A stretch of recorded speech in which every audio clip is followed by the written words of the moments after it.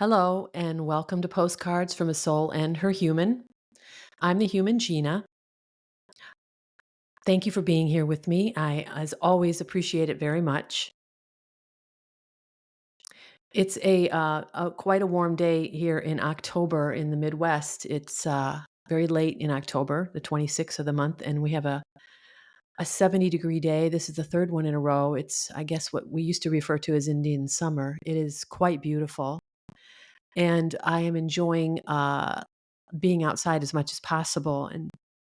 And I was sitting at my back door this morning after breakfast, thinking about where I am in my life and how I view uh, my life now so differently, and how much has really evolved when it comes to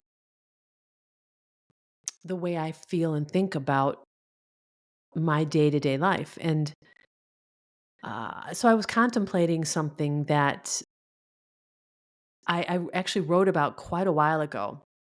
I wrote an article called Unconditional Love that's on my website. It was one of the first ones that I wrote, and it, it's always been one of the most powerful things I believe, for me anyway, that I've ever written, because it really is the crux of our ability as human beings to be free. We all wish for freedom. I still do, even though when I look around my life, I am essentially free. There are elements that I would still like to untether from, which I have been actively doing, but freedom is something we all crave. And I think we just have no idea what it really means to be free. And one of the things I feel like we don't really contemplate or think about is the responsibility that's required to be free. And there's so many reasons why that's true, but mostly our responsibility for our own contentment, our own happiness, our own ability to live unencumbered. And I know these are really common catchphrases and or terms, and but it's just it's something that we don't really talk about. We don't really examine, and I don't know how many of us examine it personally. This is something I've spent a lot of time on because of the quality of the last relationship I was in. And let me just preface anything else I say about that, as I always do, is I was meant to go through that uh, difficulty because it was part of my soul's plan to overcome it. So I just want to make sure I always say that first, because I don't want to ever sound like I wish things could have been differently, because I I don't want to sound like I wish things could have been different, because it's just not true. I understand things were the way they were for a very grand purpose, and I don't wish for anything other than what I went through and how it turned out. So it sounds odd because I've really become incapable of complaining. I may whine once in a while, which, we all do, and it feels good to do that sometimes. And sometimes it's a release of energy, and crying is the same thing. But as far as complaining, I really find it difficult, because when I look back at my life, I see the purpose in everything, all the twists and turns. Every, you know, push off the cliff that I took, or every backward step off the cliff is probably a better way to put it. It all had its purpose, and nothing was for no reason. So it's difficult to complain about any of it. But something I did realize early on, and something now that I'm going back into my life more full bodied, and where I am now, and I think I alluded to this in the last episode, is I'm starting to feel a nudge. Well, more than a nudge now. It's been the last a little more than a month and a half, where I started to feel a nudge to add a new layer to my life and to get myself back out into the world. So I created a LinkedIn account, which I've never had one before, and I started to really kind of construct my profile. And my daughter was so helpful with this, because I'm like, okay, I'm probably going to get a job here, so let's put this in a format this in a way where, I look like I'm ready for a job. And she said, Mom, you have to look at this differently. She said, look at your LinkedIn profile as a professional platform, but who you are professionally, not just what you're looking to do. So after a lot of contemplation, I constructed that platform and put it in a way that felt like me, which took a little while, I'm not going to lie. And uh, in putting myself out there, I feel like I'm ready to go back into the job market. And this is something that I really, if you would have asked me a year ago, I would have complained about the fact that I was self-employed for so long. I only really worked in the professional world for 13 years. I was self-employed before that and self-employed after that. And I've always kind of had that entrepreneurial spirit, and I've never really desired to work for a firm or a company. But again, because things are never by chance, the 13 years I spent at a company doing a job where I was in management for 10 of those years was an important time in my life, not necessarily for that time, but for this time. And not everything that we do in our lives is for the time that we do it. And this is something that was really kind of fun for me to learn, is when I worked at this company for 13 years. During that 13 years, I also became a certified professional coach, which is something I wanted to do as another business. And as a projector energy, which I've talked about before, we're not really designed to have our own businesses. And this sounds a little self-limiting, and I don't mean it to. It just means that we are more broadly. How do I put this?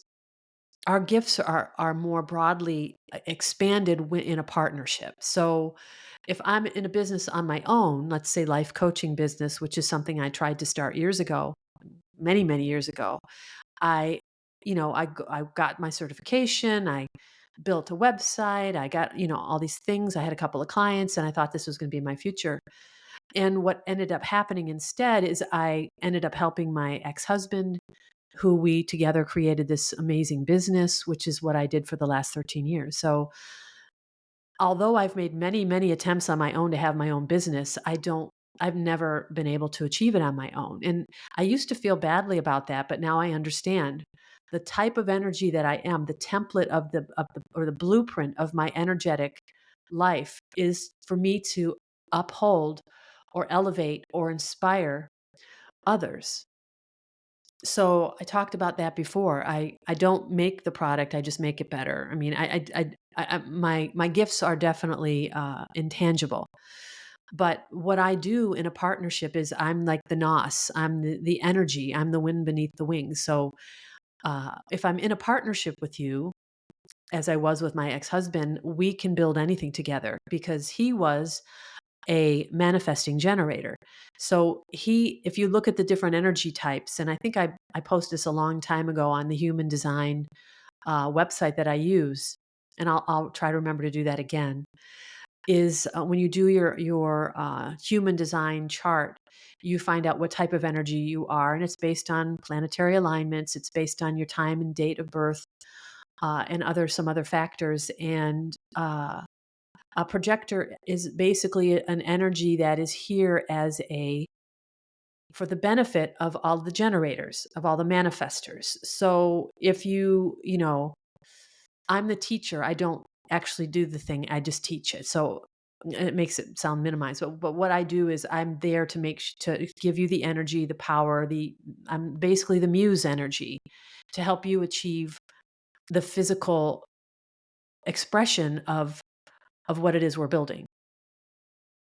So I'm not really made to do that. I'm not a manifester. I'm not a generating manifester. Those are 80% of the public are manifestors.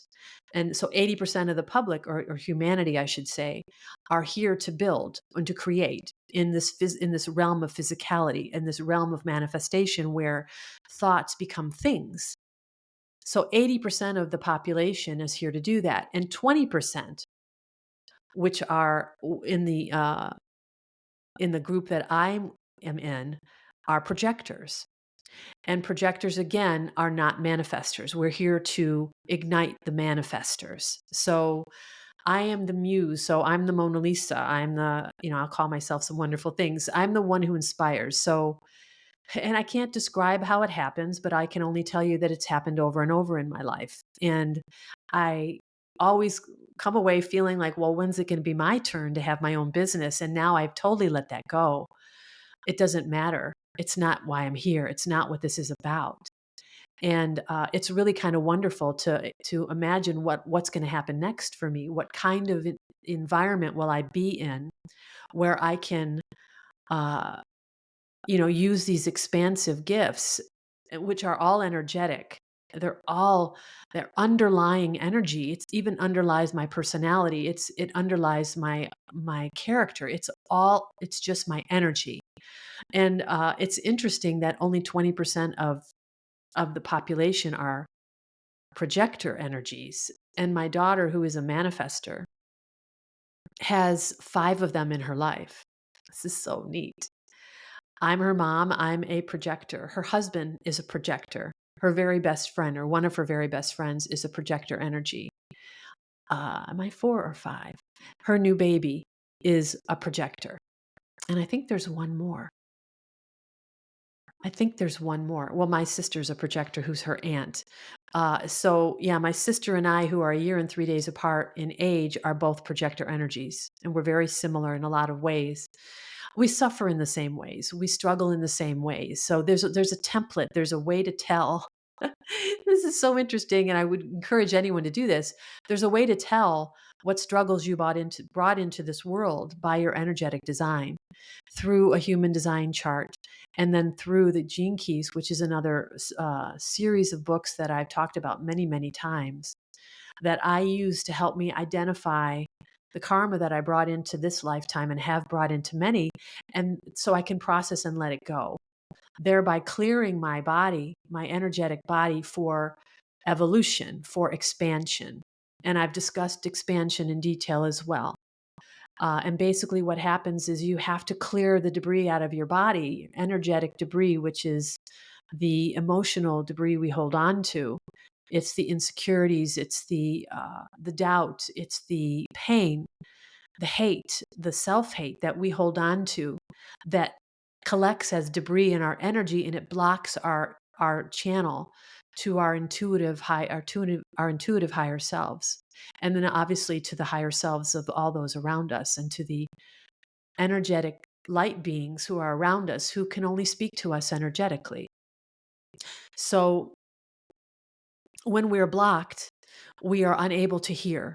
When we are unable to hear, we have no internal compass. When we don't have that navigation system, we go off track pretty quickly, and we end up using our ego as the only mechanism to manage our lives. And it's our ego is only equipped uh, to do so much. And it really, the problem with the ego is when it doesn't understand, it pretends that it does, and it does the wrong things. It has a false sense of power, so it assumes it can fix things, and it just makes things worse. And this can spiral us downward in so many ways and cause so many issues in our lives that I don't have to replay for you. And I've said this many times. So when we don't rely on our inner compass, our gut, our solar plexus, our body's brain, our energetic brain, we don't have any internal navigation. We don't have a connection to source. We don't have a connection to all the love and support around us. So let me make that really clear. I just want to say that as many times as needed for everyone to understand that unless we choose with intention to clear ourselves of the garbage that we carry, we cannot be expanded to higher consciousness. We are also not able to love. And this is really why I wanted to talk to you today, is about unconditional love, because this is something that's near and dear to my heart. It's something, as a lay person, and I'll use lay person to refer to my old self, the self that was the three-dimensional me, who was so densely engrossed in the lower energy vibration that I had these ideals, but I could not formulate them. Now I have the energetic wherewithal to not only understand them, but I can verbalize them now. I can speak about them. I can share what I know, which is what I'm here to do. So, unconditional love is something that I always thought that I was doing. And I want to start this conversation with a quote that I put in my article that I wrote on unconditional love years ago, a couple years ago at least. And it's by Osho. And I want to read that to you really quickly before we get started. Unconditional love. The capacity to be alone is the capacity to love. It may look paradoxical to you, but it's not. It's an existential truth. Only those people who are capable of being alone are capable of love, of sharing, of going into the deepest core of another person without possessing the other, without becoming dependent on the other, without reducing the other to a thing, and without becoming addicted to the other. They allow the other absolute freedom because they know that if the other leaves, they will be as happy as they are now. Their happiness cannot be taken by the other because it is not given by the other. And this is really, I mean, I started the first line of my article right after that quote with nothing else needs to be said, but let's dive in anyway. I mean, truly nothing else needs to be said. But I really want to talk about this because I think it's so important for us to have a reason for self-love. And I had my daughter. I had my daughter when I was in my late 20s, and I was at a time in my life where I was who I was. I was uh, so confused. I didn't know who I was. I didn't know my potential. I struggled to survive. I thought survival was my purpose. I didn't know anything else. I didn't know how to love another person because I did not know how to love myself. And I've said this before too, say it again as many times as needed, is without self-love, we cannot love another person, anyone. And I mean our children too. We cannot love unless we love ourselves. And there's a very important reason for this, is that in order to love ourselves, we have to see ourselves for who we are. Every bit, ugly, good, bad, all of it. And seeing ourselves exactly as we are right now. And I'm talking fat, too skinny, ugly, too pretty, stupid, whatever we call ourselves, these horrible things that we thought creates reality. And I know more and more people know this these days, but do we ever really think about how it affects just us? We always want to be our best for others, but do we really think about being our best for ourselves? I think a lot of us aren't motivated to do that. Like I said, I had my daughter when she was born. I was lost completely, but I knew when she came into the world that I wanted to do better for her. I left my first husband because I wanted her to know that I didn't stay where I wasn't happy. And I love this man. I always will. Her father, I always will love this man. But we were both lost. Neither one of us knew how to love at the time. So there's no fault to be had. There's no blame to be given. This is just the circumstances of humanity in their, when they're in their dark phase or they're sleeping. We don't know any better. We just do our best. That's all we can do. But when my daughter was born, I had this sense that not only did she come from a place that I didn't think was possible, I imagine a rose growing in a mud pit. I mean, I felt like my life was the mud pit, and I was surviving. I was, a really healthy weed. I was surviving, but I was no rose. I didn't see it then. But my daughter was this beautiful rose, and I wanted to create this environment for her, at least to the degree that I was able, that she felt free to be who she was. And I didn't know how to do that. I didn't verbalize that. I didn't really even think that. What I wanted was just to be better for her. And I knew that if I freed myself from where I was unhappy, that was a step in the right direction. So I did that. And I left my first husband, which was one of the most difficult things I had ever done because we were very good friends. I loved him very much in the ways I was able.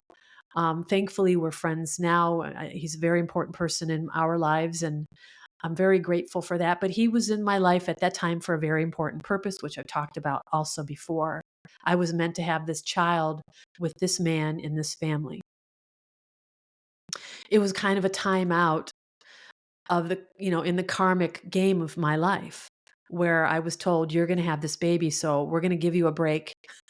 You're not really going to understand what's going on, but to go in, have this baby who I didn't think I didn't choose to have. I didn't want to have children. I didn't think I could be a good mother. But when I became pregnant, I knew that this is something I was meant to do. And I just did the best that I could.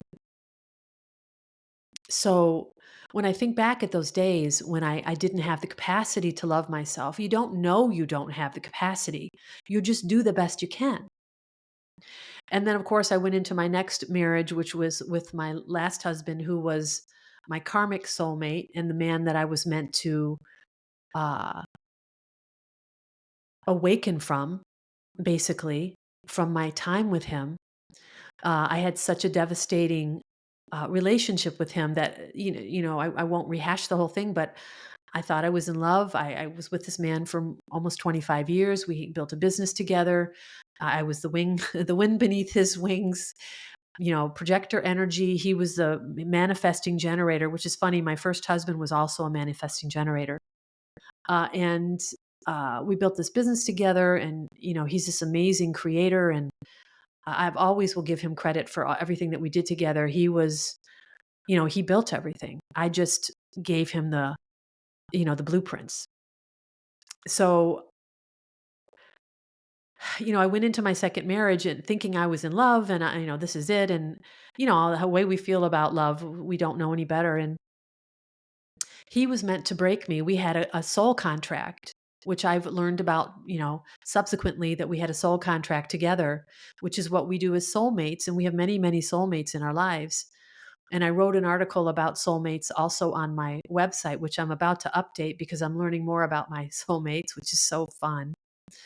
And he agreed at another lifetime to come into this lifetime with me, that we were going to find each other, which we did through a third party, which was completely serendipitous.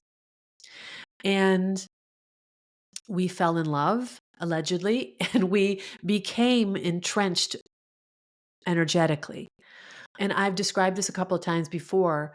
Our energies, because we're karmic soulmates, and I don't really understand how this works. I haven't had an angel come down and tell me, but I do know what it felt like, that I had an entanglement on a cosmic level with this man. I did things in this relationship I'd never done before. I left him 3 times and then married him, even though I left my first husband the first time and we were married and I had a child with him. So this was a very unique and unusual experience for me. I had not behaved this way with anyone before, and I understand now that this entanglement had to be so strong that I stayed in order to be broken, which is what, of course, was the catalyst for me going into my dark night of the soul, which is my spiritual awakening. And I've cataloged the entire experience unknowingly in the beginning when I started an article about my ex-husband that I called Vacant, Vacant, vacant. And it was about the type of man my ex-husband, I'm going to say was. I don't know who he is these days. And the article was going to be about him. But not long after I started to write the article did I get the understanding that I wasn't writing an article anymore, that I was writing a book. And what I was doing, and after the first few months, I realized that I was chronicling everything that I was going through in my spiritual awakening, from the catalyst, which is the breakdown, through the meat and potatoes and the energetic chaos that I experienced during the expansion of my energy, and all the physical symptoms and everything that I'm still experiencing to some degree, and I believe I always will, is just remarkable. And I was documenting the whole thing. And I didn't realize it in the beginning, so it's just kind of amazing to look back and understand now what I was doing. And this is how my heart has been guided my whole life. My higher self and the souls around me, who I refer to as my soul family, have been guiding me this whole time. And they've been with me always, even though it seemed like I was alone most of that time. But I was meant to go through this. I, as a soul, decided I wanted to go through this in this lifetime. This was my design. So I have all this support. I had this karmic contract with my ex husband. All this stuff is all on purpose. So I'm going through all this expansion. I'm going through all this elevation of my consciousness, all of this expansion of my DNA, and the information that was dormant inside of me being awakened. And I talked about this many times in the many podcasts I did. Many of the episodes were due to the downloads I received during these times. I remember last December, I did it's almost a year ago, I did 4 episodes in 1 month, which was way more than I normally had done because it was such a time of frequent downloads. And I told ahead of time during the tarot readings that I would have a lot of downloads coming, and I did. And anyway, I after all of this, I've been through all this stuff.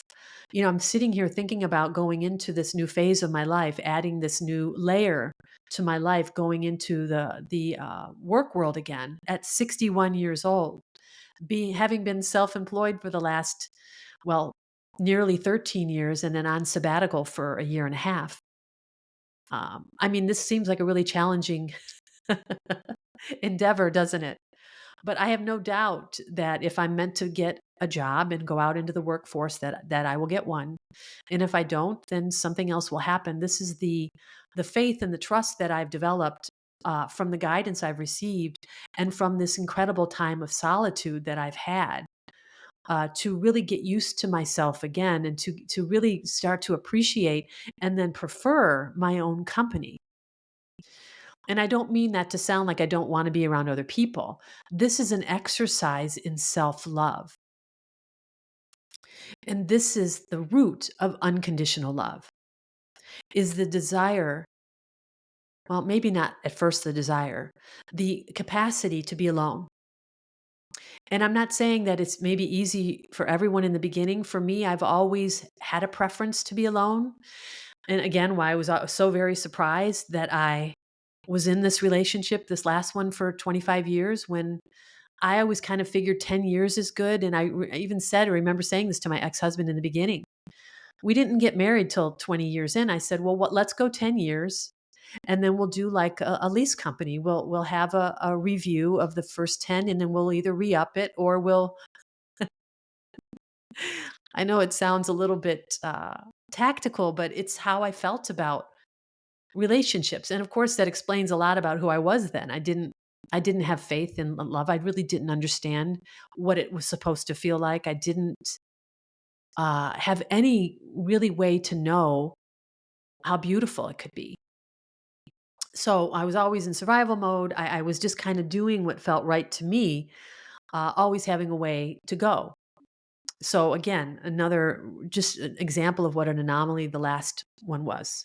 So being alone, which is what I've had this last year and a half on this sabbatical, uh, was an intentional time for me. And I was told over and over again that you are in a time of dormancy, and that you are in a time where nothing is required of you, where you are all that you're required to do is follow your heart and your inspiration, which is what I've done in creating this body of work under the name Postcards from a Soul and Her Human, Observations of a Soul Passenger.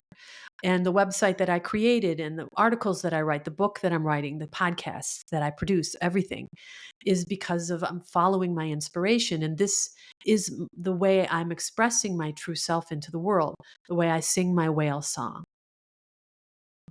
So this last year and a half, and of course all the times before that I spent alone, I've gotten a real comfortability with being by myself.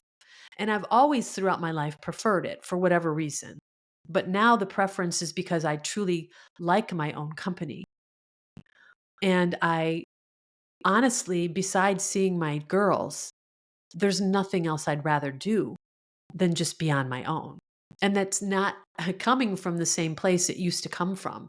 Now it's coming from a place of self-love, where I know that my own company is the most satiating company that I can be in, besides my babies, which that'll always be the besides. That when I'm alone, I can truly sink into my soul. I can truly leave my ego. It's almost like slipping through a hole in reality. Just imagine a ring, and life is above this hole in the ground. Let's just call it a hole in the ground. It's just an easy way to put it. That life is above that hole in the ground, and when I get home, I can walk out into the yard and I can slip into that hole, and I fall into this other dimension. And this is my soul's dimension, and I don't know what number dimension is. I don't know that, but this is where my soul resides when I'm not actively living my life. And I'm always humming here. I'm always thinking about ethereal futures. I'm always looking up at the treetops in the sky. I look out of my window most evenings, not most anymore, trying my hardest to see as many stars as I can. And where I live in the Midwest, we just don't have, there's too much light pollution. We get a lot of cloudiness. This is just not a good environment to see stars. One of the biggest soul wishes I have is to live under the Milky Way, where I can see a billion stars every night. It's just something that it feels like home.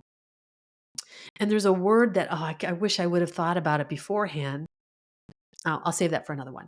Anyway, so when I slip into that hole, I go into, I believe, another dimension. I'm not in my human life anymore. So I'm always kind of looking to go there. It is my respite from even the sabbatical that I'm on. So when we get comfortable in this other dimension, and I guess that's the way I'm going to put it because it feels right. In our, with our own company, we have achieved something miraculous here. Because in order to slip down that hole, you have to undress. And in order to undress, you have to drop your facades and your shields and your armor and all the faces that you wear and all of your weight in your body. You can't carry anything in. And because that weight is gone, because the facades are gone, because all of the um everything that I used to have that gave me a sense of identity, I had to let go of in order to go into this dark night of the soul. You have to give up control of what you think you need in your life. And that really is the source of all suffering. The source of all suffering is our own thoughts, because we put so much creed into what we think, even though most of what we think is based on a fear or two or a bevy of fears.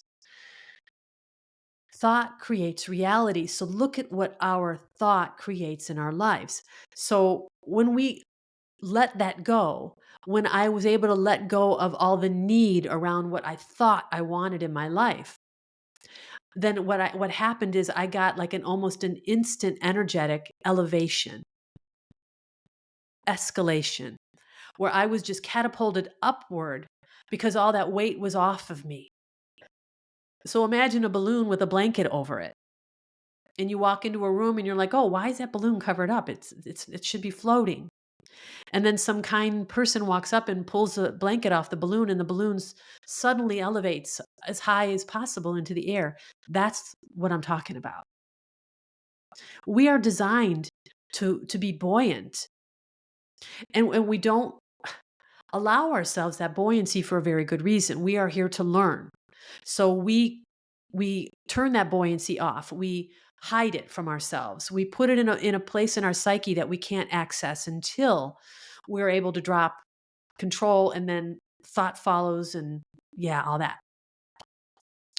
And one other thing I want to say on that thread is that until your heart matches your mind, and then your actions match your mind and your heart, you are incoherent. And let me say that again. If you want love in your life and you want to be treated like you matter, but your thoughts don't match that feeling, your thoughts are self deprecating, they are self inflicting, they are self hating, even slightly. The root of that is so much deeper. And then out into the world, your actions are you're in a relationship with a person who mistreats you.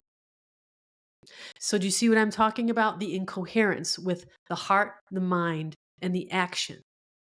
When your heart aligns with your thoughts and your actions align with your thoughts and your heart, you are coherent in your body.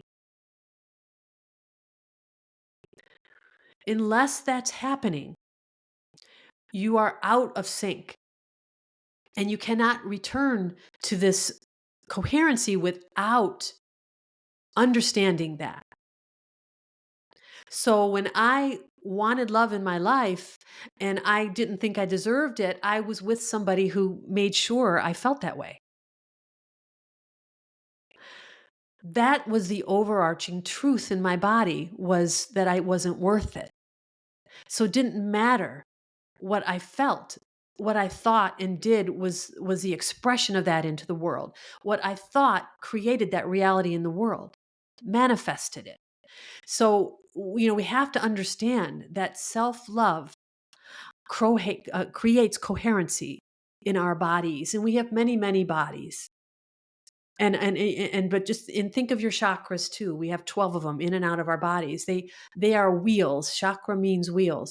And it spins. They spin with energy because they're excited by the environment that they're in, which is all electromagnetic. And when all of the chakras are spinning in alignment, in coherence, you feel it. I've expressed this before when I was on the microphone. When I go sit in nature on Mother Earth and I immerse myself in her healing, in her love, in her other children, which are the trees and every other living thing. When I let the sun touch my face and the air in my lungs feels like a gift, this is coherency. This is living in coherence with the energy that is coming up from the earth and coming down from the universe. This is what it is made of. This is the frequency that it travels upon, the frequency of love. This is what I said before. As humans, we're here to learn how to love. This is why we love the human form, because the human heart is so potent. And in any other form, as far as I understand, and there are many, many others out in the universe, says the human form is the one most appreciated for love, and also emotions and the senses and everything else. This is why souls want to come here to have this incredible experience. So that coherency in your body, your heart, mind, and actions has to be there before any of this is possible. So let that be something, a benchmark for you to look out for, to intend upon, because our intention has everything to do with what we achieve in this life. Our thought with intention creates in the world. So if I intend to be healthy, I intend for my heart to desire health. I think healthy thoughts. And then what I do in my life creates health in my life. I don't put myself in the fucked up situations anymore. I don't uh, spend time with people who are toxic. I'm so energetically sensitive anymore. I couldn't even if I wanted to. I'm completely wired differently now. So the people I spend my time with are the ones that are loving and are accepting of who I am. And I'm an oddity at this point. I don't mind saying. I'm not easy to take, and most times when I'm out in public with people I care about, I usually don't express myself fully because I don't want to make other people uncomfortable, which is something I've been advised over and over not to do anymore. And I do try to make a concerted effort, but I'm so also very conscientious of other people and their comfort. And this is one of the things that empathetic people are gifted with, is knowing how other people feel before they even know it. And being conscientious of that makes me compassionate. And that compassion is not easy to rein in all the time. So that coherency is something that tells us that we're heading in the right direction. So if your thoughts are not matching what you feel, and what you're doing in your life is an example of that, just know that that's you're off track, and you need to use your intention and solitude and peace and uh pulling out of and away from toxicities in your life, reducing your schedule, reducing stress, doing self-care. It's just self-care, whatever that means to you.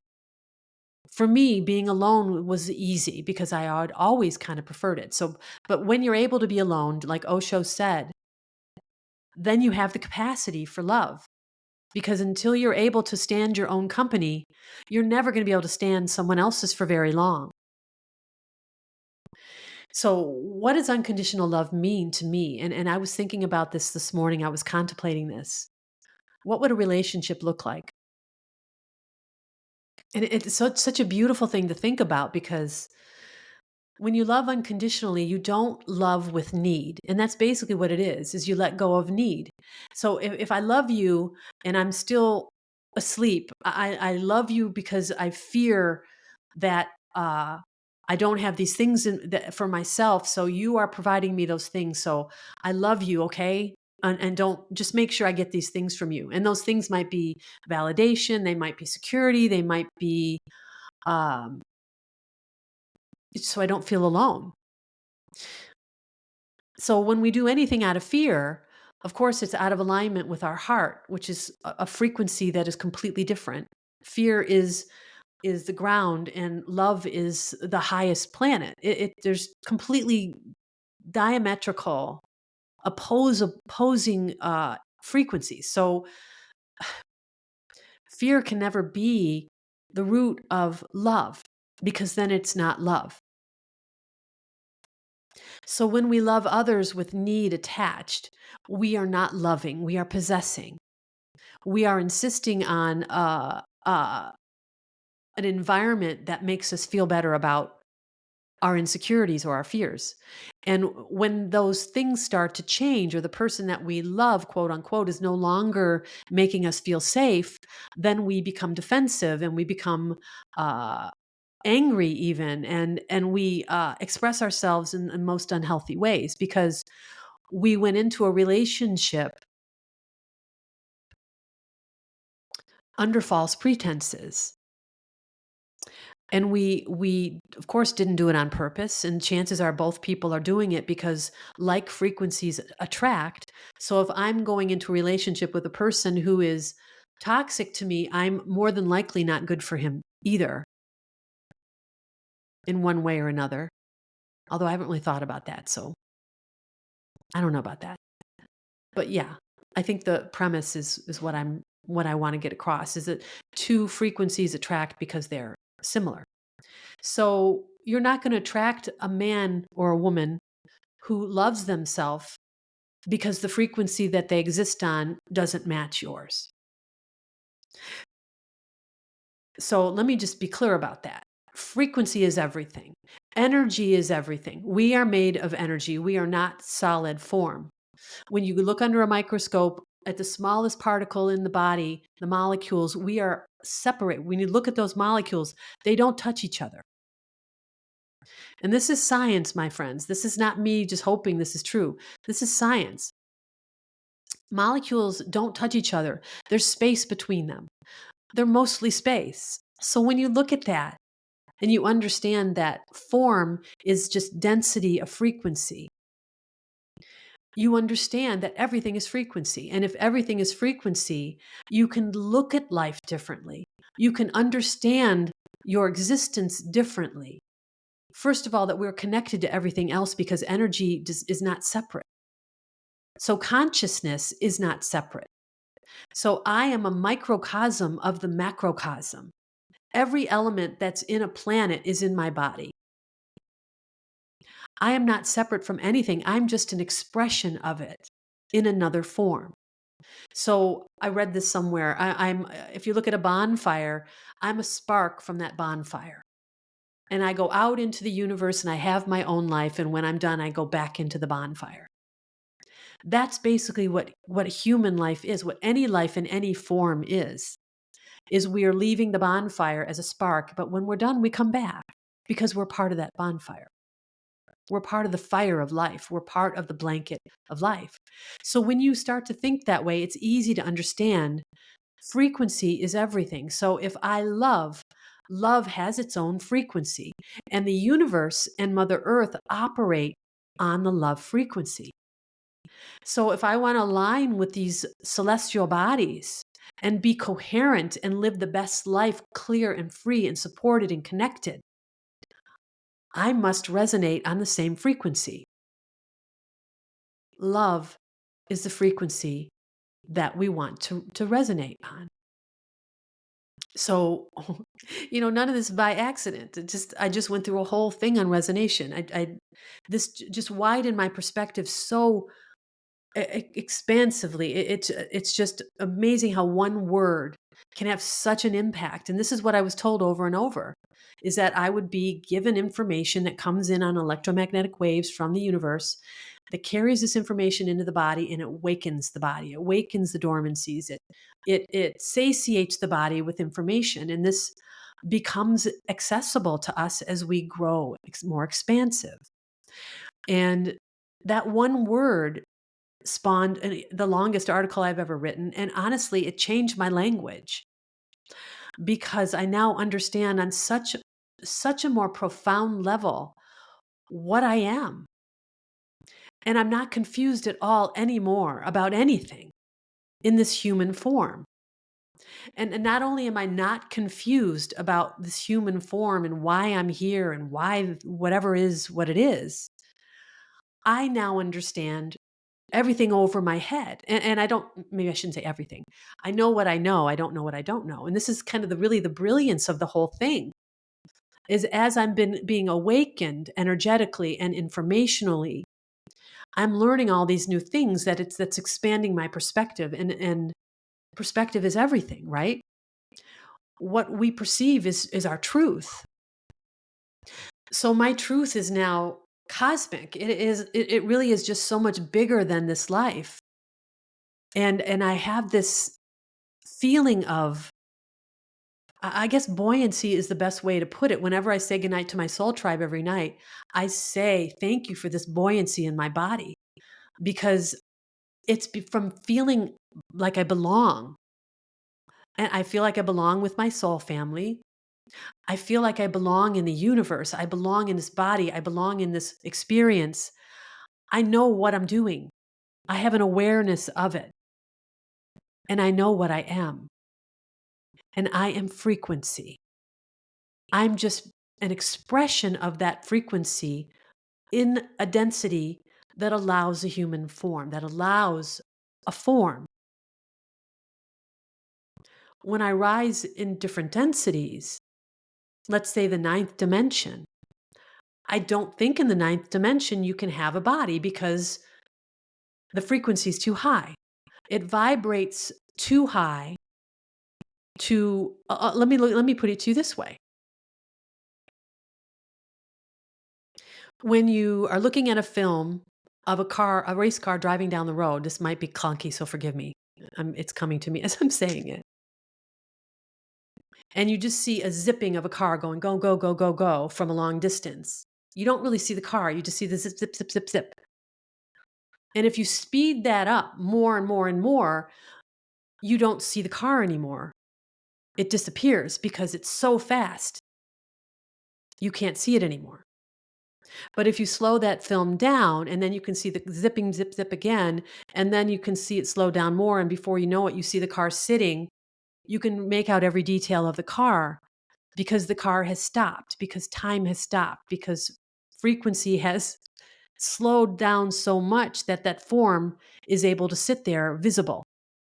I don't know if that was a good one or not, and forgive me if it didn't come across. But basically, time or pace dictates whether something has a form. So if something vibrates at a very high frequency, it can't have a form. If it vibrates at a lower frequency, three-dimensional, it has a form. So let me get off that train because I don't want to crash it. so,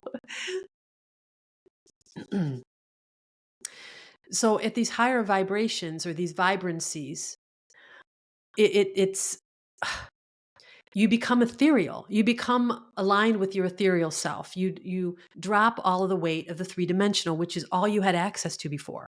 So because of this ethereal frequency of love,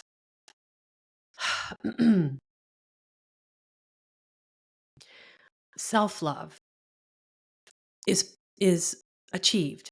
And when you love yourself, you can start to feel or start to imagine loving someone else. So in this new energy, I'm thinking of love, and it's interesting how it's coming through. I'm thinking, wouldn't it be wonderful to be with a person in my life who we are attracted to magnetically, who we find we have all these similarities, things in common, but that we have more diversity, whether it be background, age, race, whatever it is. Uh, we have all these diversities too, so we can learn from each other. I don't want to date myself.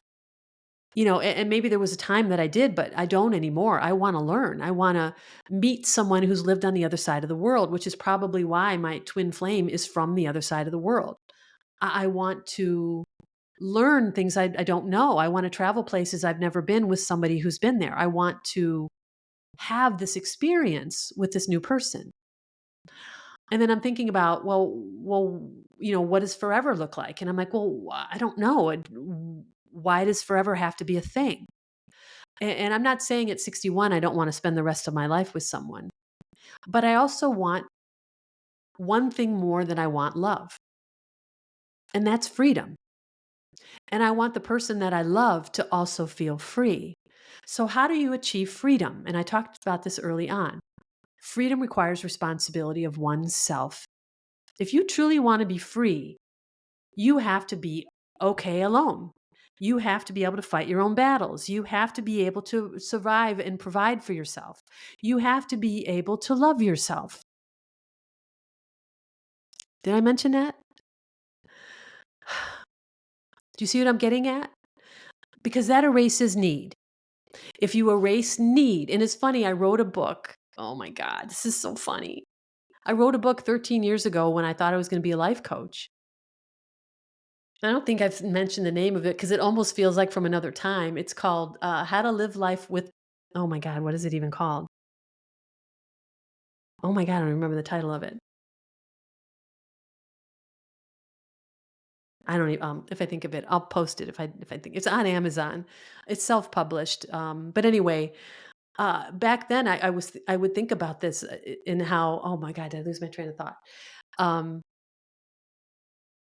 oh, I think I did. Anyway, so when I think about forever, I'm like, well, why is forever important? If you are free, forever doesn't matter. So freedom being the key term here, even more important than love, because love is an expression of freedom. And that's how I feel about it now. I don't need anything from love anymore. So why do I have parameters around the timing of it or who gets it or you know what I'm saying? It's now ridiculous to me to think of it in those terms. So if I am a free being, a free body, a free human ethereal hybrid, I don't need love to be anything other than what it is in the moment. I can evolve as I grow in time, and love can remain if it's meant to. So let me tell you what I'm thinking here. Two people fall in love and they're growing together in their lives. And if they grow together their whole lives, then they stay together, and that's beautiful. I don't know how likely that is or how often that's actually happened. I don't know anyone who's done that. because I think we come to this world to evolve at our own pace. And so let's say we're two people together, we're evolving and we're going in separate directions maybe, and our ideals change and our goals change, and who we are changes. And when we look at each other one day, maybe we don't feel the same. And when I say that, I don't mean I don't love that person anymore. It just means I love that person enough to let them know that I'm ready to move on. And I would have loved this ending in my last relationship if it would have been, hey, we've been together a long time. I want to go explore on my own. I hope that's okay. I'll always be here for you, and I wish you nothing but the best. That's how we should leave each other in this world. No promises to be together forever. I mean, I'm not saying it isn't that it's impossible. I really don't know. All I do know is that love evolves, the freedom evolves, that we evolve. And if we're going to always feel free, we have to allow whatever is to be. So, maybe my 10-year plan wasn't completely, a misfit. It just came from a different place then, but now I just really want to live free. And in that freedom, I don't want to need, I don't want to build love out of need. And I think that's really what I want to say here is that I want you to be as free as I am. So we're going to have these conversations throughout our love affair. It's not like it's one day you're going to hear me say, I'm ready to move on. Good luck to you. This will be the basis of the love affair that I'm in, is that we are evolving beings, and that I will always love you. Just like I love both of my ex-husbands. That's never wavered. It's just the experience, the relationship that changed.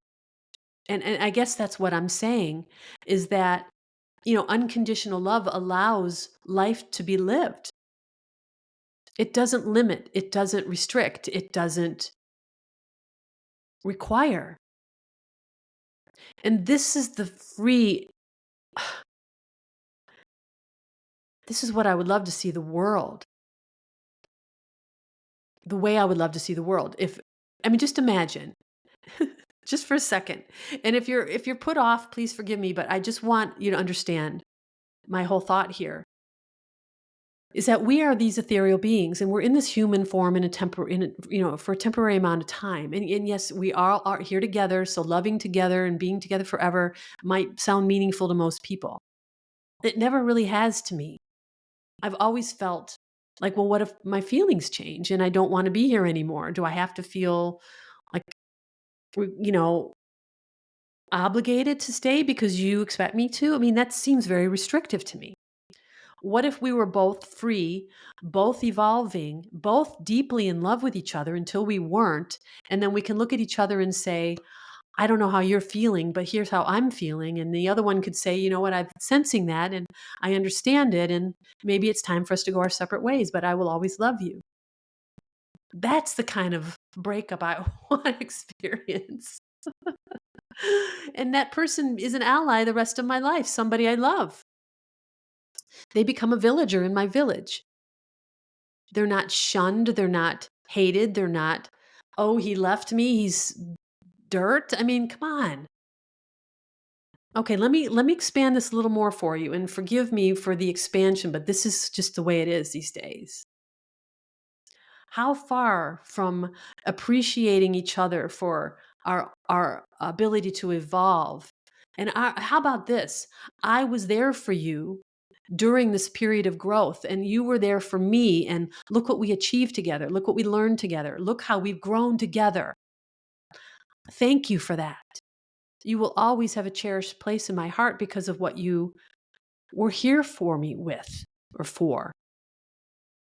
God dang it, wouldn't that feel good to have somebody say that to you and mean it, and not say it because they're trying to make you feel good, but because you both understand that love is fluid, that love is an expression of freedom.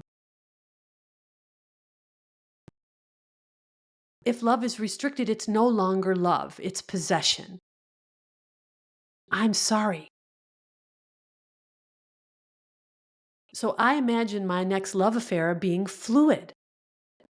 Not sexually, I mean, it could be if I was, I'm not, it's not my thing, but that's not what I mean. I mean, just like that it's fluid, that freedom is fluid, that love is fluid, that if I decide one day that I want a new experience, I'm not going to break somebody's heart and vice versa. So let me expand that again. Oh my god, you guys are going to hate me. Maybe not. Maybe you'll appreciate this. So how far away from that fluid love, from that ability to see each other as gifts in our lives, and then when that gift is fully experienced, that we can say thank you for this beautiful gift and move on and be appreciated for that and loved and still love each other. I don't know, I feel like I need to say that again. That there's no mourning, that we understand because of the language that we speak during our relationship, that when that day comes, we're always going to be supported and loved. We can talk to each other. We are friends. We can truly have a relationship post breakup. Maybe there'll be a different word than breakup. I don't know. Maybe it's just evolution. Maybe it's, I don't know. Anyway, so where my mind goes after that is, well, how cool would it be? Oh my God, I don't even know if I can say this out loud. Oh, if we're so open to, if we're so accountable for our own freedom, and we love ourselves, therefore we love everyone else. And I think I need to say that first. Unconditional love doesn't require anything. So what happens is you start to appreciate all life, which I have become crazy about. I mean, I can't walk outside without saying hello to the trees. And yes, I become a tree hugger. I stop and I have a conversation, and you just become aware of every life around you. And you can't ignore it. I mean, the bug that lands on my shirt. I mean, I say, yeah, you can stay with me as long as you want. Just don't bite me. I'm not bothered by insects, spiders. I sat with this gorgeous orb spider. Oh my God! Every time I went to the park for a couple of weeks before, I didn't know where she went. The biggest spider I've ever seen, with these gorgeous gold flecked stripes on her back. I was enamored. She was gorgeous. I used to be terrified of spiders when I was young. I used to have a dream on a regular basis of a huge spider being in the corner of my room. And I don't mean huge like get the, get a bowl. I mean like the size of a dog hanging in the corner of my room, and I would wake up to that every night. Scare the crap out of me. So I went through an evolution with this too. And now I'm at the point where I see insects as part of their life. I save them whenever I can. If there's a worm on the sidewalk who is in midday and he's not going to make it across, I pick him up, I put him in the grass. I mean, it seems like silly things, but this is what happens to you. This appreciation for life just escalates. It ramps up, and this is the vibration of your heart at such a higher pace that allows you to see things so much more broadly. So, unconditional love is the love of everything and everyone. Everyone. You can think of reasons why you don't want to be around people. And I do have those reasons. Toxic people are toxic people. Just because I know the root of their toxicity, that it's innocent, doesn't mean that I'm going to be around that person. I mean, I learned my lesson. It took me a long time, but I learned that lesson. But it doesn't mean I love that person any less. And that's my point. So, unconditional love, there's no boundaries, there's no limits, there's no restrictions, there's no obligation. It's just love. It's a frequency. It is a frequency that we exist within. And because we exist within that frequency, all that comes to us is on that frequency. So, I just want you to really let that imprint on your body that we are not a human form, we are frequency. So when we restrict ourselves by what we see in the mirror, we restrict ourselves in every way. When we can start to think and feel and do in alignment, we become self-loving. When self-love is achieved, have the capacity for unconditional love. And I would ask if you have the interest to go read the article on my website. It's called Unconditional Love. I wrote it a while ago, but it's still very potent. But what I was going to say is when you can love unconditionally every living thing,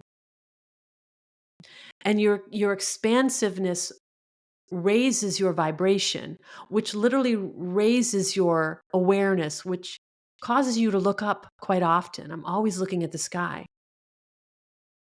You start to perceive life more broadly. And I've talked about this before. I'm talking about non-terrestrial life. I mean, life that is just out in the cosmos that isn't on Earth in the human form. And how cool would it be if we could love each other unconditionally? I mean, think of your kids. Oh my God, I didn't even go here. Our kids.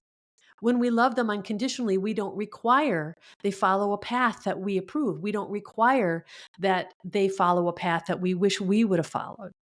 We don't require that they don't make mistakes because that's how they learn.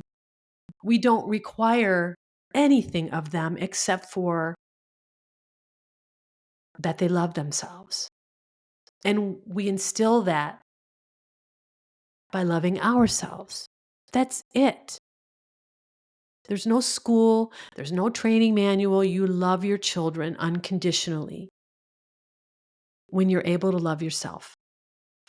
And when you're able to love your children unconditionally, and I feel like my hand was guided here way more than my intention was aware of, is I knew to let my daughter go and live her life.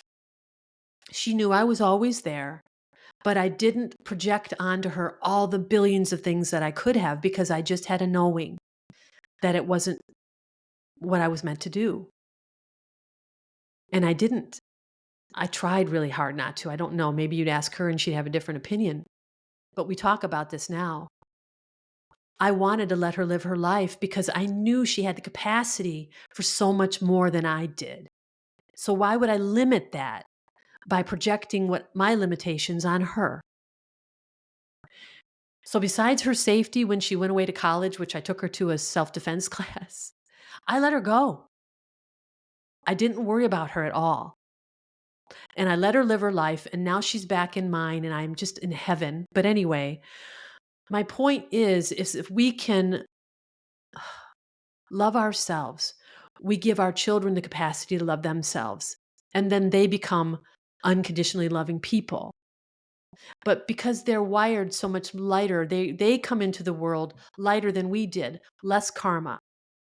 They have the natural ability to love already. We're just clearing the way for them in the ways that we can, allowing them for that buoyancy, that balloon to always be up in the air in their lives.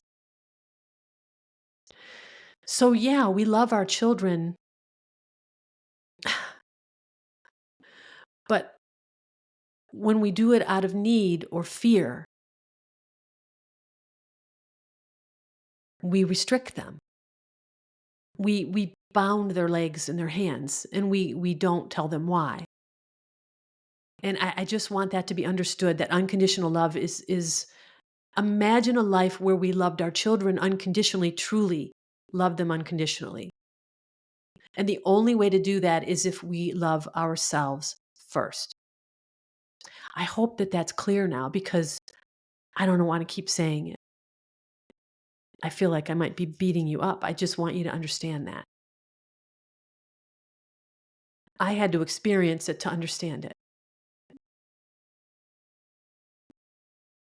If I can help you experience it, I wish to do that. I'm sorry, if I can help you understand it, I wish to do that.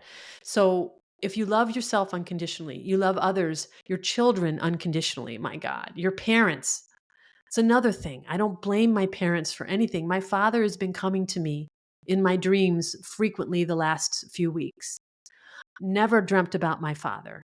My father was a gifted entertainer. He was a self-taught musician. He was famous for a period of time during World War II. He was a beautiful man. He was empathetic and compassionate, but he had his demons. He was he molested his daughters, and he had a gambling problem. And I went throughout my life dealing with the fallout from being molested. And of course, because existed on that frequency, in order to learn to love myself, I had to experience that frequency most of my life. And so my parents, my mother was an alcoholic, a violent person. So we suffered a lot of physical abuse from my mother, emotional abuse. She was a beautiful, intelligent woman who was deeply uh, she was just lived in pain from her own demons. So she was vicious and violent. And so we were physically and emotionally abused by our mother. We were, the girls were sexually molested by dad, who was a loving and compassionate person. So the dichotomy was very difficult growing up. He was a person I felt safe with, even though I wouldn't go near him at night. It was a very odd dichotomy, and one I had to come to terms with, which took a long time. But I felt like my dad was coming in my dreams and I was finding pictures of him online. He was famous for a period of time. So I remember I actually Googled myself because I'm getting ready to go back into the workforce. So I'm like, oh, what are they going to find if they Google me? I hadn't done it. Not in a while. So I Googled myself and up came this picture of my father. I'm like, oh my God, I've never seen this picture. He had to be his early 20s. He was holding his instrument, which is what he played since he was a baby, basically. He was a prodigy. And he had to be his early 20s. He was in the military. He was gorgeous. And I'm like, oh my God, I look so much like my dad. It was just amazing. And when I saw the picture, I instantly felt this just love. Oh my God, I'm going to tear up. Just this love for him. And I said to him, Dad, it's okay. I'm good. But he kept coming in my dreams, I was sitting the other day at my back window, and I said, "Why is my dad still coming in my dreams?" And I said, "Dad, if you need to hear it, I don't know that you do, but I don't need to forgive you because I never blamed you.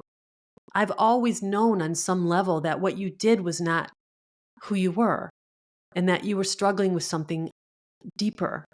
And I never felt any guilt around it, which I think is what saved me really from from acting out in other ways as other people in my family or that I've known have done, with self-medicating and things like that. I didn't feel any guilt about it. I never felt like it was my fault, which is, I know, one of the traps that victims of abuse fall into, and that causes them to self-medicate, which I something I've never done. I've just always known it wasn't my fault. I didn't take it on as guilt, and I was able to escape at least that thorn of that particular rose. So, so I told him, I said, I don't need to forgive you. I don't blame you, or mom either, if she needs to hear it. I love you very much for bringing me into this world and for setting me on the path I was meant to travel. Again, hard to complain when you understand the context of everything. So I said, please know that I love you and I'm deeply grateful for the life that you gave me. And I have no reason to forgive you. So please know that you don't need to be forgiven and that I love you. And please go on knowing that you don't need to stay. You don't need to ask for forgiveness, because I felt like that's why I was seeing him. This was just the other morning. And now when I look at his picture, which I do, it's on my phone. When I look at my granddaughter's pictures at night, I come across that and I just say, Dad, you are beautiful. Look at how gorgeous you were. And I'm so sorry that your life devolved the way it did. And I know that we're all meant to experience that. But, I feel badly for the suffering that he endured. I mean, I remember as an adult when I had my daughter, I called him. He lived in another state. I was in, halfway across the country. And I called him and I said, listen, I know, what you did to us when we were kids was horrible, and I want you to know that I can't have you around my daughter, and I'm sorry about that." And he said, "I understand." He goes, "I don't do that anymore, but I understand." And it wasn't long after that, probably about within 10 years, that he started suffering dementia, and then he died in his 80s. And I went to see him when he was in hospice care, when we thought he was going to pass away. And I hadn't seen him since I was in my early 20s. I was now in my 40s, late 40s, I think. I had not spoken to him or seen him much. I'm sorry, seen him or spoken to him much during that whole time, since I told him that I didn't want him around my daughter. And I went to there to see him because I felt compelled to do it. And I held his hand and I said, "I just want you to know I forgive you. It's okay." And he didn't know who I was. And if you have a parent who has had or has dementia, you understand. It was almost a blessing, honestly, for me not to have to see him recognize me when we both knew the situation. And I didn't feel any pain or hate, and I really had not ever felt that. I just wanted to protect my daughter. And I held his hand and I said, "I just want you to know I forgive you. It's okay." And he looked, oh, I'm going to tear up again. Forgive me. He looked me directly in the eyes and he said, "Thank you."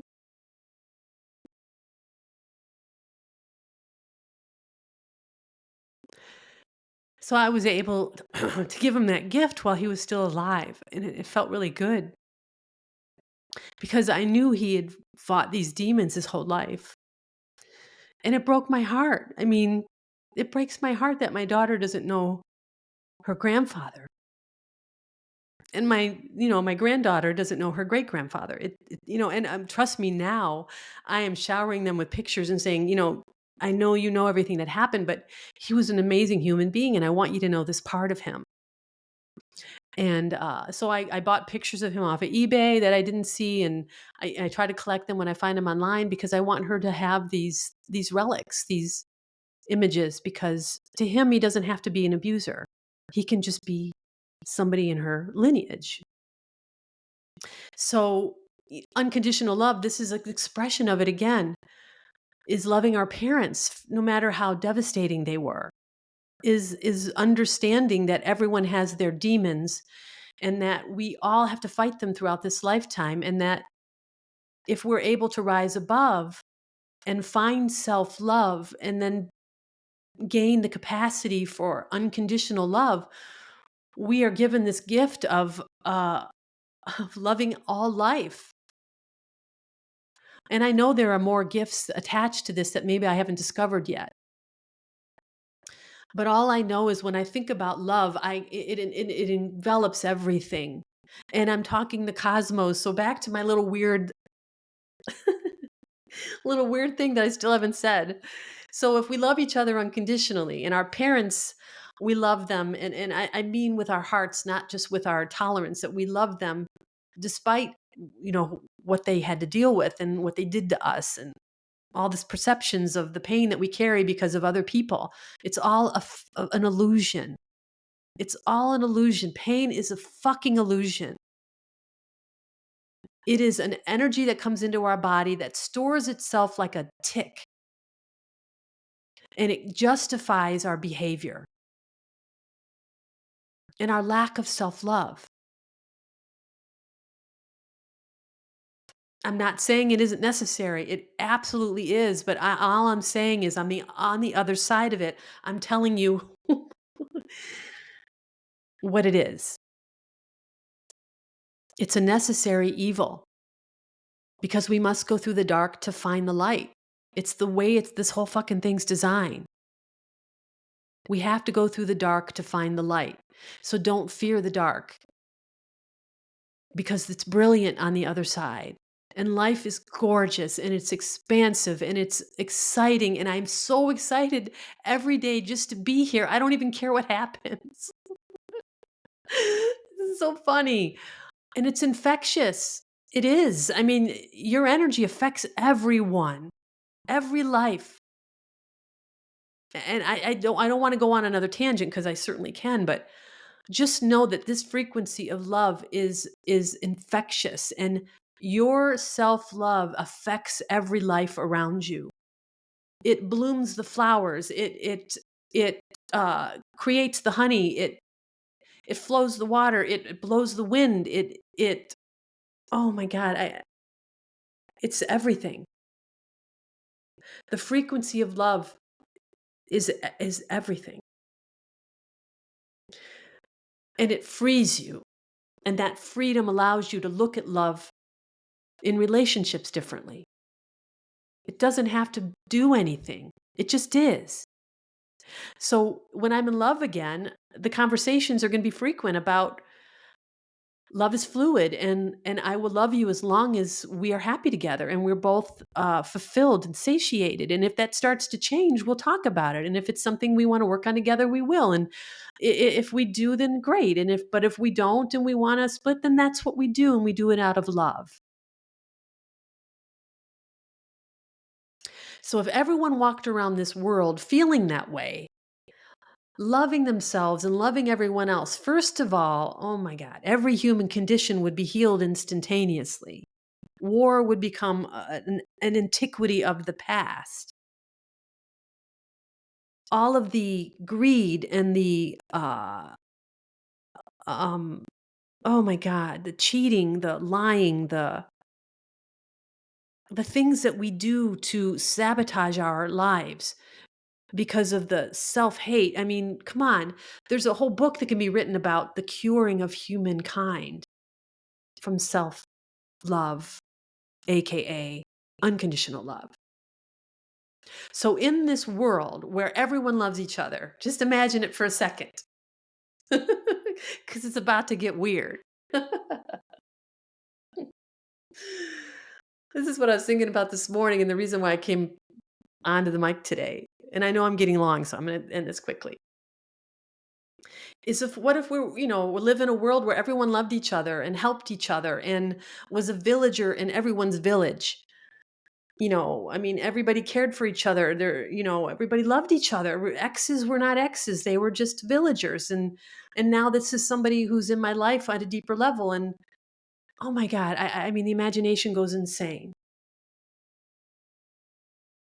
So how far off is it to now to imagine that there are other creatures from other dimensions walking around the planet and loving them too, and we love each other, and maybe there's interspecies, love going on, and you know, and maybe there's a guy walking down the street who's got the head of a mosquito. I mean,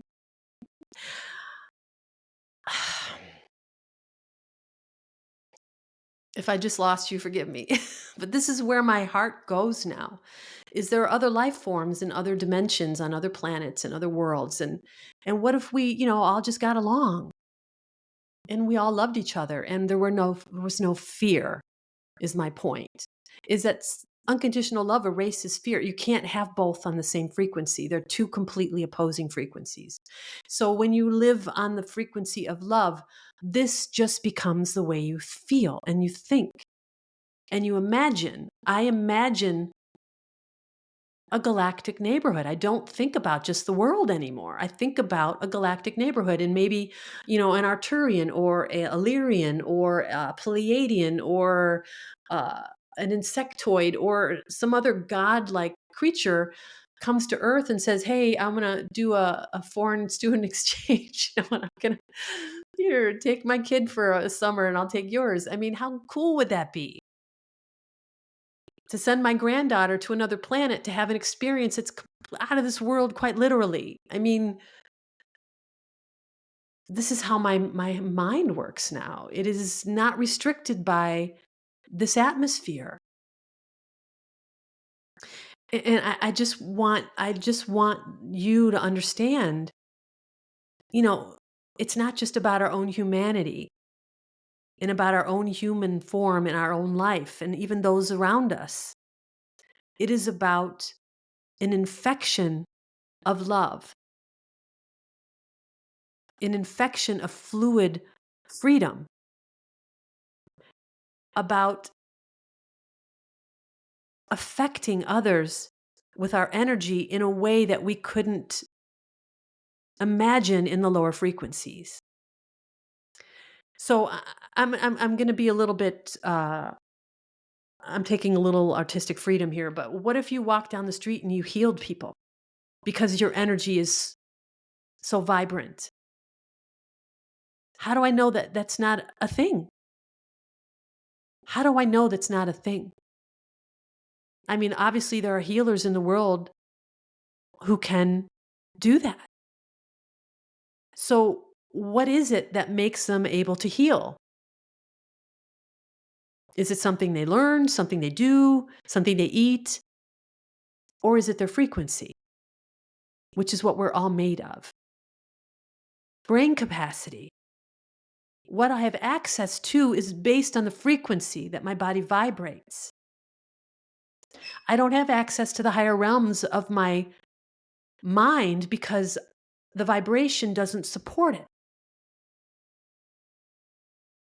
Do you see what I'm saying? I mean, I'm bouncing things off the wall here, but they seem pretty. This just feels right to me. What else can a higher vibrancy do in this world, in this galaxy, in all galaxies? What else can unconditional love achieve? I mean, it boggles the mind, doesn't it? An unencumbered mind, not so much boggled, but expanded. And that's where I want to leave you. Just thinking about the possibilities of a world and a universe where unconditional love is the frequency we all vibrate within.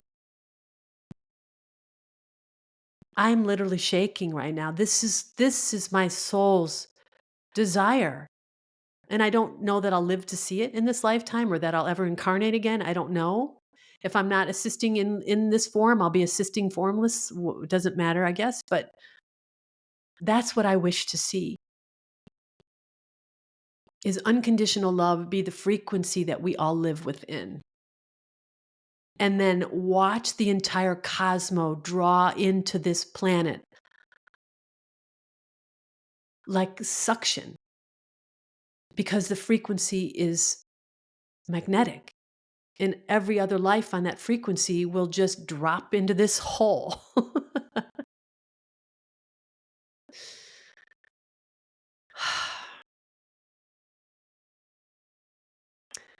Thank you for listening. It's amazing to me how long these go. So thank you so much for staying if you stayed. And it kills me to say that I could easily go another hour, but I'm not going to do that to you. But thank you so much for listening. Thank you for taking this in, for holding on to what resonates and maybe examining it and maybe allowing that to create a spark, or just for tolerating it if that's what you feel like you've done. I appreciate it very much. And I will look forward to the next time. Thank you.